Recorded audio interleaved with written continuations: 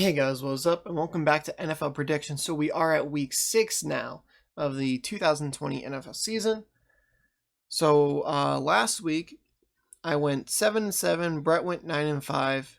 That gives me a season record of 48, 28, and 1, and Brett has 49, 27, and 1. So he is now a game up yet again. Because after week 1 we were tied. He took a 1-game lead after week 2. I took a 2-game lead after week 3. I had a 1-game lead after week 4. And he, after week 5, now has the 1-game lead. So we got to try to get that lead back from him. And it may or may not happen this week. Because we have a lot, and I mean a lot of similar picks. I talked to him last night. It's 11:30 right now. I'm going to edit this as soon as I can, get it out there for you guys before the game start. Especially since Steelers are on TV in my area today, so, and I'm not working, so I get to rep all my Steelers gear. So let's get this going. So for the first game, Broncos at Patriots, Brett and I are both taking the Patriots. Texans at Titans, Brett and I are both taking the Titans. Browns at Steelers, Brett and I are both taking the Steelers. Ravens and Eagles, Brett and I are both taking the Ravens. Washington versus Giants, Brett and I are both taking Washington. Let's see. Lions versus Jags, Brett and I are both taking the Lions. I skipped the Falcons Vikings. So for Falcons Vikings, Brett is actually taking the Falcons. I am taking the Vikings. I think he's taking the approach I did last week with the Texans, where I said, hey, they just fired their coach. Sometimes the team rallies, and they did. I don't think that's going to happen this week.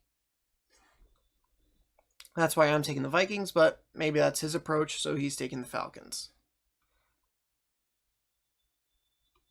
And I'll talk about each of the games a little bit as soon as we get the picks out of the way. Bengals at Colts. Let's see. We are both taking the Colts. Bears versus Panthers. I'm taking the Bears. Brett is taking the Panthers. He was going to take the Bears, but that would leave us all but, one game so far as the same. So he went over to Panthers. To be honest, this is a game that could go either way. Jets at Dolphins. We're both taking the Dolphins. Packers versus Bucks, we're both taking the Packers. Rams versus 49ers, we're both taking the 49ers. Chiefs versus Bills, we're both taking the Chiefs. Cardinals versus Cowboys, we're both taking the Cardinals. So, now, I can put that away, and we'll talk about the games a little bit. So, I believe Drew Lock is back. Cam is back. Because... yeah, I'm like 99% sure he's back because the Broncos cut Blake Bortles. Last week, they wouldn't have had Drew Lock, and the Patriots wouldn't have had Cam. So that's going to be interesting. Bill Belichick does really well versus young quarterbacks. But then again, a lot of these stats are through the past 20 years when he had Brady. So we'll see what happens. Texans at Titans. The Titans are one hell of a team. Am I going to be happy for the Texans if they win? Yes. Because also that means that the Titans are 4-1 at that point. And if the Steelers win, then they have sole possession of the first seed. Right now it's, they're both 4-0 leading the AFC. So Steelers win, Titans lose. Hey! Browns at Steelers. So, this one I'm going to talk about a little more just because Steelers. This is the first game that Myles Garrett has played versus Pittsburgh since,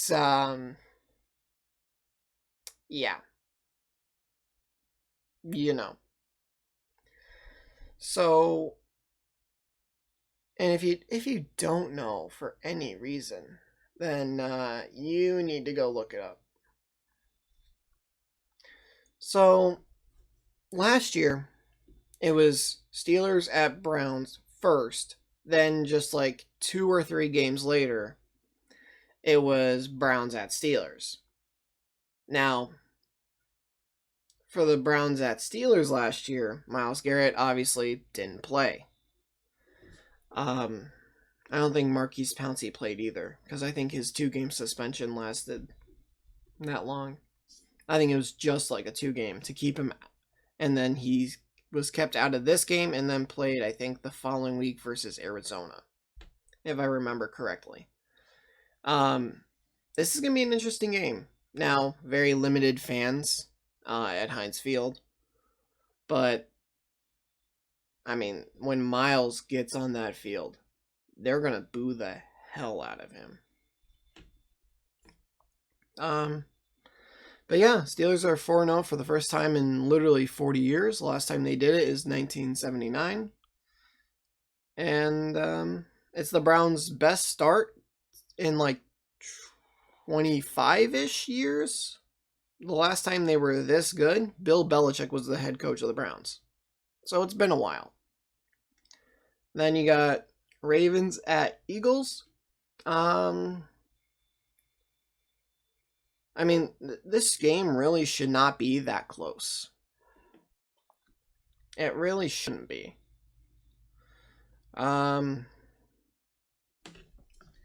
Washington Giants, it's the NFC East. It's the worst division in football. Don't expect much from this game. Viewership, unless you're a fan of one of the two teams, it's not going to be very good. Your viewership of that game is going to be pretty damn low. Falcons at Vikings. Obviously, the Falcons just fired their GM and head coach. Now, unlike the Texans who did that, the Texans, it was one person and the same. This is 2 people that got fired. So, it's going to be interesting to see what happens there, but I don't know. We do vary on this game, but I don't know. I feel safe with the Vikings. And then you got Lions at Jags. I think Lions are coming off a bye, possibly. Just because they're 1-3. They played 1 less game, so they're possibly coming off a bye, which means that they're gonna be rested. That, or let's say they had to bye. Let me think. The only other bye would have been like week 4 if they had that then, but even then, you've only played 1 game now in a row, whereas Jacksonville's played 5 in a row. Bengals at Colts. I mean, Burrow's trying his damn best. He really is. He had them in position to beat the Chargers. I mean, he is carrying that team. He really is playing well.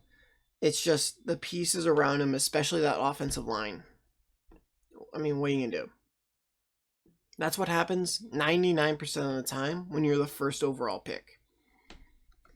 You go to the bad team. Bears at Panthers. This is the other game that we're split on. And it's going to be interesting. Oh, hey, I just realized something. The NFC North game and NFC South game is the game that Brett and I vary on. Because you have, one of them, or 2 of them. Because you have the Bears facing the Panthers, the Falcons playing the Vikings. Now down here you have Green Bay playing the Buccaneers. And, okay, that's AFC. So, but you have 3 games where it's an NFC North team playing an NFC South team. Brett and I differ on 2 of those. I just realized that. And sorry if my voice is sounding a little off. I'm going to get something to drink as soon as I'm done recording. Jets at Dolphins. I mean, the Jets aren't a very good team. I think Joe Flacco's still starting. Adam Gase needs to get fired. They cut Bill. They traded Adams. I mean, they're just not a good team. Packers at Bucks. The Packers are coming off a bye. So they're well rested. Devontae Adams is back. He wanted to play last week, but they said no, rest, and you get a bye, and then you can play in 2 weeks, and you're good.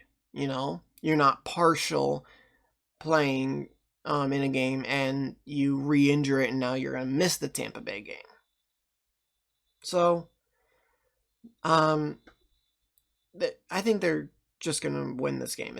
It's not gonna be a blowout by any means, but I mean, I'm just looking at it like the Packers have very few holes on their team, and the Buccaneers, yeah, maybe personnel wise, they may not have that many holes, but discipline wise, I mean, they got so many penalties. And we saw Tom versus the Bears. He got mad. He really did. He got angry because of all the penalties. Plus, thinking it was 3rd down when it was actually 4th down didn't help him either. Rams versus 49ers. Know what you're thinking. Why the hell are you guys going with the 49ers? But Jimmy G has had another week to kind of heal from his ankle. Because here's the thing, when you're throwing, people say, oh, it's just your arm, it's your shoulder, it's your elbow, it's all this. Well, that's part of it, but a good chunk of it is your lower body. That's where you're really getting some power from. And because he has an ankle injury, he's not putting as much pressure on it, and that's affecting his throw power, or how hard he throws it. So, bear with us here. They may surprise you. Now, if they lose this game, you might see me hopping off this train. Chiefs at Bills. Bills just got annihilated by the Raiders. No, by the Titans. I'm sorry. The Chiefs lost to the Raiders, but they weren't annihilated. A lot of memes for Josh Norman getting stiff-armed by Derrick Henry. Though I will say something. If you look, Josh takes his arm and goes down like that. What he was trying to do was he knew Derrick was going to try to stiff arm him. So as Derrick would go to stiff arm, Josh would swipe it down and be able to hit him out of bounds. He missed. And now, here's also the thing. Technically, Josh did his job because he prevented Derrick Henry from getting the first down. Technically, he did his job, but he kind of paid a price for it. All right, Cardinals at Cowboys. We all know what happened with Dak. Hopefully, he gets healed soon, and even if it's not the Cowboys that pay him, hopefully he finds a team that does pay him. Because, he may not be a Mahomes or right now an Aaron Rodgers. He may not be that level, Like Cam's playing really well. Lamar, sometimes his throws are off, but he's still a great football player. And so Dak may not be a great football player, but he's still a good football player. He may not be that top tier of quarterbacks. But, you can argue he's possibly top, 10? He'd be in that 9-10 spot. So, and just because you're not the best at your position does not mean that you shouldn't get paid the most or get paid alongside the best. Look at what happened when the Browns signed Austin Hooper. He became the highest paid tight end in the entire NFL and in NFL history. Okay, name the top 3 or 4 tight ends.